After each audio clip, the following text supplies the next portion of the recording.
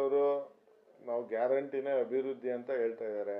ಗ್ಯಾರಂಟಿನ ಒಂದು ಕೊಟ್ಟು ಅದು ಸಮರ್ಪಕವಾಗಿ ಏನು ಗ್ಯಾರಂಟಿಗಳನ್ನ ಅವ್ರೇನು ಪೂರೈಸಿಲ್ಲ. ಅದಲ್ಲದೆ ಕಾನೂನು ಸುವ್ಯವಸ್ಥೆ ಕೂಡ ಹದಗೆಟ್ಟಿದೆ.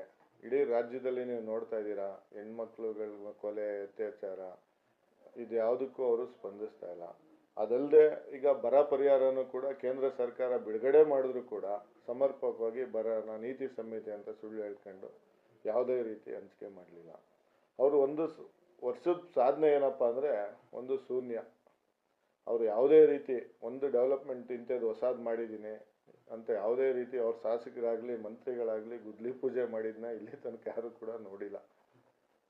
ಅವ್ರು ಏನು ಹೇಳ್ತಾ ಇದ್ದಾರೆ, ನಾವು ಗ್ಯಾರಂಟಿ ಬಡವ್ರ ಪರ ರೈತರ ಪರ ಅಂತಾರೆ.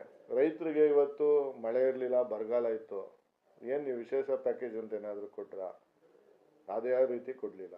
ಮೈಸೂರು ಎಕ್ಸ್ಪೆಷಲಿ ಮೈಸೂರವರು CM ಅವರು ಅವರು ನಾವು ಗ್ಯಾರಂಟಿನೇ ಅಭಿವೃದ್ಧಿ ಅಂತ ಹೇಳ್ತಾ ಇದ್ದಾರೆ. ಗ್ಯಾರಂಟಿನ ಒಂದು ಕೊಟ್ಟು ಅದು ಸಮರ್ಪಕವಾಗಿ ಏನು ಗ್ಯಾರಂಟಿಗಳನ್ನ ಅವ್ರೇನು ಪೂರೈಸಿಲ್ಲ. ಅದಲ್ಲದೆ ಕಾನೂನು ಸುವ್ಯವಸ್ಥೆ ಕೂಡ ಹದಗೆಟ್ಟಿದೆ.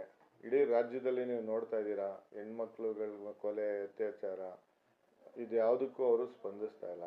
ಅದಲ್ಲದೆ ಈಗ ಬರ ಪರಿಹಾರನೂ ಕೂಡ ಕೇಂದ್ರ ಸರ್ಕಾರ ಬಿಡುಗಡೆ ಮಾಡಿದ್ರು ಕೂಡ ಸಮರ್ಪಕವಾಗಿ ಬರನ ನೀತಿ ಸಂಹಿತೆ ಅಂತ ಸುಳ್ಳು ಹೇಳ್ಕೊಂಡು ಯಾವುದೇ ರೀತಿ ಹಂಚಿಕೆ ಮಾಡಲಿಲ್ಲ. ಅವರು ಒಂದು ವರ್ಷದ ಸಾಧನೆ ಏನಪ್ಪ ಅಂದರೆ ಒಂದು ಶೂನ್ಯ.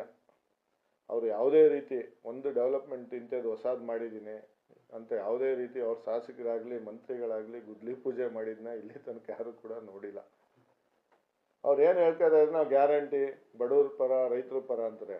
ರೈತರಿಗೆ ಇವತ್ತು ಮಳೆ ಇರಲಿಲ್ಲ, ಬರಗಾಲ ಇತ್ತು, ಏನು ನೀವು ವಿಶೇಷ ಪ್ಯಾಕೇಜ್ ಅಂತ ಏನಾದರೂ ಕೊಟ್ರಾ?